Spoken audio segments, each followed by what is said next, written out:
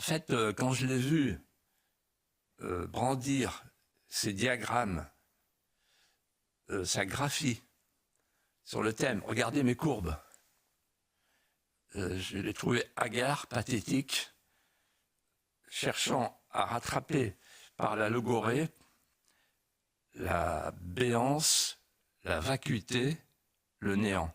Et cette émission, elle m'a fait mal, moi. Parce que là, c'est un tournant. C'est une émission d'abaissement de la fonction. Il y a une sorte de jeu ludique, de divertissement. Tout à coup, TF1 retrouve une faculté critique, après avoir servi la soupe pendant des décennies, en tout cas pendant 8 ans à Macron. Et il était très mal à l'aise, et surtout, en fait, le mot qui revenait, qui est un mot latin, mais qu'il a appris avec Paul Ricoeur, non possumus, non possumus, non possumus. C'est-à-dire qu'en fait, c'était l'impuissance. Beaucoup de gens qui regardaient cette émission, et même vous, j'en suis sûr, attribuent cette impuissance à un défaut de caractère, un défaut de volonté. Ça, c'est facile. Mais c'est un mensonge de dire ça. C'est une forme de paresse. Non, l'impuissance, d'où elle vient? L'impuissance, elle vient du crime de lâcheté de générations politiques successives qui ont dépouillé la France, qui ont dépouillé la souveraineté populaire, la souveraineté nationale, et qui aujourd'hui disent « alors, qu'est-ce que tu fais ?» Je ne peux plus rien faire puisque j'ai plus le pouvoir. Et donc, en réalité, vous savez pourquoi je dis ça? Parce qu'il nous a mis sur la voie, en fait, à un moment donné. À un moment donné, il dit oui, l'âge d'accès pour les réseaux sociaux, mais ça, c'est une compétence de l'Europe. Tiens. Il aurait pu dire à Sophie Binet, la secrétaire générale de la CGT sur Arcelor, la voilà, l'Europe de l'ouverture,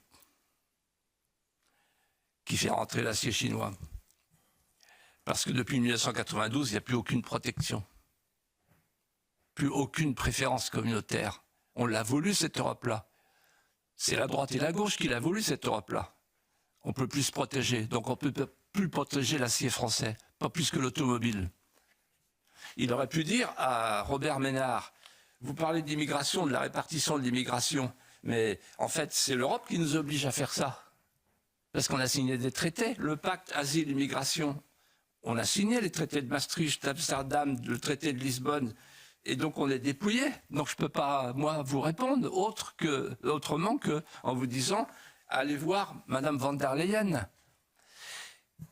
Il aurait pu dire à Agnès Verdier-Molinier, alors là j'aborde un tabou, ben oui, mais on a l'euro. Et en fait, on vous a trompé avec l'euro.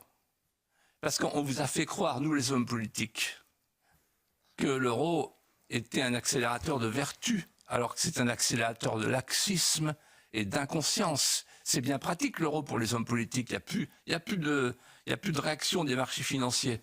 Il y a un journaliste économique, l'anglais, il est toujours très bon, qui dit, en fait on a mis l'édredon sur le réveil pour ne pas entendre la sonnerie. En d'autres termes, on continue à mentir aux Français. C'est-à-dire qu'on ne veut pas leur dire, voilà, la cause de tous nos maux, c'est qu'en fait, nous, les hommes politiques, non possumus, nous ne pouvons plus rien faire pour vous parce que, en fait, nous sommes des spectres. Le pouvoir est ailleurs, il est parti ailleurs, nous l'avons envoyé ailleurs, nous l'avons transféré ailleurs. Et la question que moi je me suis posée, Elliot, je crois, c'est iconoclaste cette question.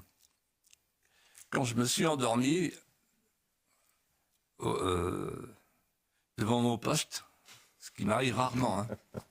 Même pour le Paris Saint-Germain, je ne dors pas. Hein. Ah bah non, pas en ce moment, surtout pas en ce moment. Voilà. Ouais. Mais là, je me suis dit, bon, je vais me coucher, tant pis. Et là, je me suis dit, il faut qu'il parte. Si Emmanuel Macron a une conscience nationale et une conscience tout court, une conscience morale, il faut qu'il se dise on ne peut pas rester comme ça pendant 2 ans.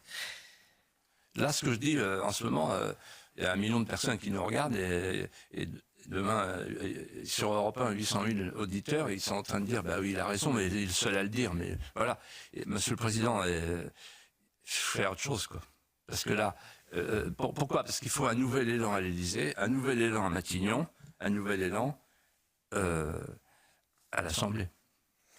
Un nouvel élan tout court, parce que le pronostic vital de la France est engagé.